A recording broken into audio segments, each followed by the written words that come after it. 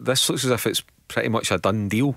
You know, there's hundreds of millions of pounds at stake for every club, but the top, just look at the 6 teams in England. They're wanting their cake and eating. They want to be part of this and stay in the English Premier League and get their 200 or 300 million from that every year as well. But the interesting thing for me is the comments of Alexander Seferin, the chief executive of UEFA, who's basically said there is no deal to be done here. There's no peace talks. There's no getting round the table. This is non-negotiable. If you go, you go, and you ain't coming back, and you ain't going to be a bit part player. We'll see you later. And also, he says, I didn't realise I've been working with snakes in terms of Ed Woodward and Agnelli Juventus. So Seferin, I've never heard him as strong paw on his condemnation of the whole thing.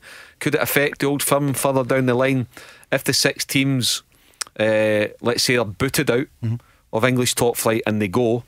Then Sky TV and other clubs in England will look at things, and they need box office. What brings them box office? Celtic and Rangers. That's where you could see an opening for a complete rejig of football in the UK. I'm disappointed when I seen it, if I'm being honest with you. I think you've got to mean some of the clubs, and I thought Gary Neville's interview was brilliant. I don't know if any you've seen it. I saw it. And if you those listening, if you haven't seen it, go on later. Go and watch it. Teams like Arsenal and Liverpool have been part of that league structure for over 100 years.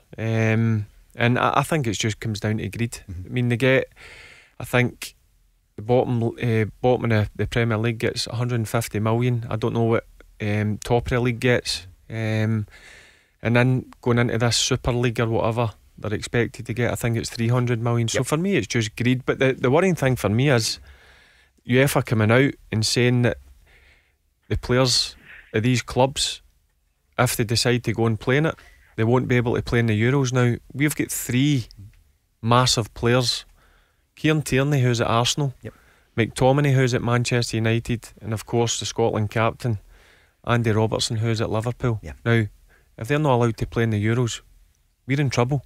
Big trouble. Big trouble. Yeah, because the 3 names that I just mentioned are, for me, certain starters. They 3 are the first names on the team sheet. Tell Alexa to launch Go Radio or listen on the Go Radio app.